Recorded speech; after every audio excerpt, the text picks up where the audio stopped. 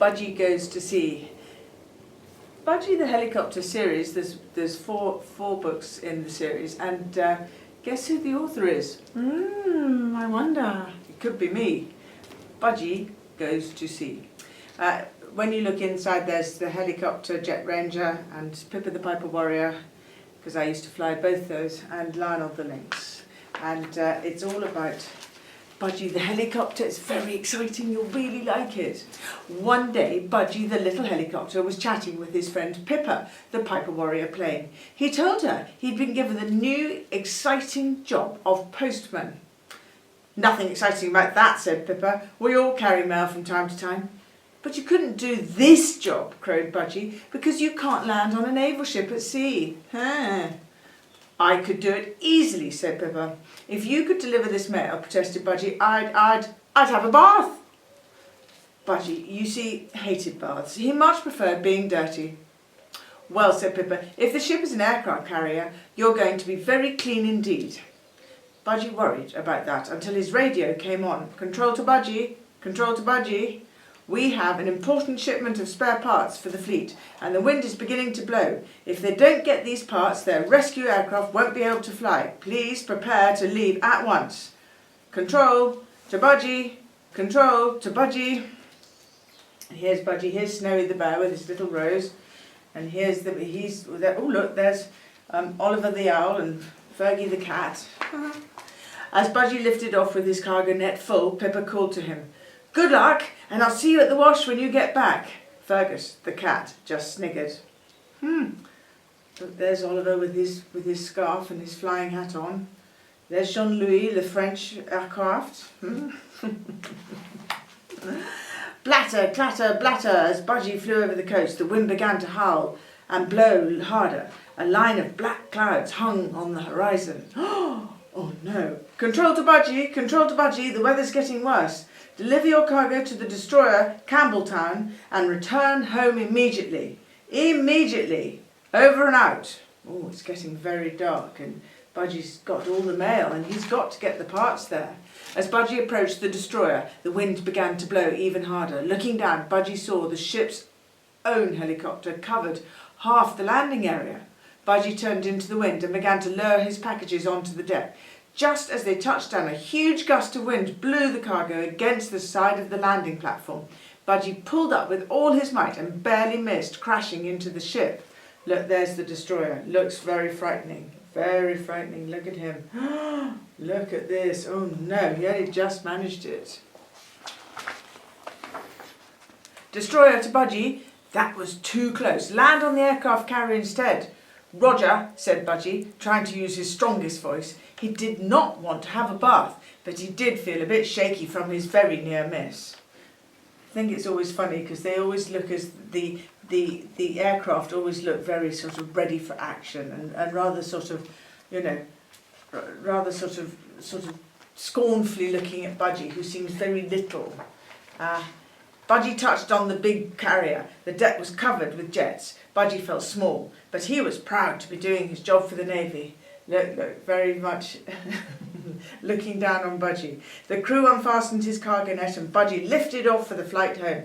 As he pulled up, the sky darkened and it began to rain. I wonder what's going to happen. Suddenly, Budgie's radio came on. Man overboard, man overboard. Looking down as he flew back over the destroyer, Budgie could see men lowering a lifeboat. He watched as the wind slammed the little boat against the side of the ship. No, how frightening. There's Oliver the owl trying to help him. And little Snowy's got his umbrella out. There he is. Destroyer to Budgie, we cannot launch our lifeboat. We have a man overboard and our helicopter is broken. Can you help? Budgie gulped. I'm not big enough for this, he thought. And the wind is too strong and the waves are huge. But Budgie knew he had to try. He called the destroyer, pretending not to be afraid. I'll do what I can. Budgie began to search the sea behind the destroyer. The waves and the rain made it hard to see anything. Finally, he saw a beam of light. It must be a rescue flashlight, Budgie thought as he moved closer. In the sea, the sailor was struggling to stay afloat. Look, he's really sucking in a lot of water. No, keep swimming. I'm going to let down a rope ladder, shouted Budgie as the waves roared below. Don't give up. For a minute, Budgie thought he was too late. The sailor had sunk below the surface. Budgie could only see his arm above the water. No, look, and there's sharks here. Look, there's 2 sharks. Oh, no. Look, and the shark really had his eye on him there. With the wind howling, Budgie dropped as low as he could. He could feel the spray from the waves on his skids. With one final pass, he dragged his ladder in front of the sailor. Grab hold, Budgie yelled, and pushed his engines to full power. The sailor held on as hard as he could, and Budgie circled back towards the ships. Budgie lowered the man carefully to the ship's deck as all of his mates cheered. Hooray! Once his ladder was released, Budgie immediately lifted off and flew towards home. The wind was still very strong, and Budgie just hoped he could make it back to the field. Look, he's got a fish in his life jacket. Wow, Budgie saved the day, didn't he? Whoa! When Budgie finally arrived there, Pippa, Lionel the Lynx helicopter and Chin Up the Chinook were waiting. They'd heard everything on the radio. "We're all so proud of you," cried Pippa. "Harumph! Harumph! Lionel said. "That wasn't a bad job, Budgie." "Great stuff," said Chin Up as he chewed his gum. There he is, chewing his gum. "Well done, Budgie." And after everyone had finished praising Budgie, he had a chat with Pippa. "Pippa, you won our bet. You could have landed on that aircraft carrier. I suppose I'd better have that wash now." "I could never have saved that man, Budgie," Pippa said, "so I'm calling our bet off." Now, this was a special day indeed, thought Budgie. All this adventure and no bath before bed. And look, there you have me with my 2 little girls, Beatrice and Eugenie, watching Budgie, with little Snowy the bear and the umbrella, flying off into the distance.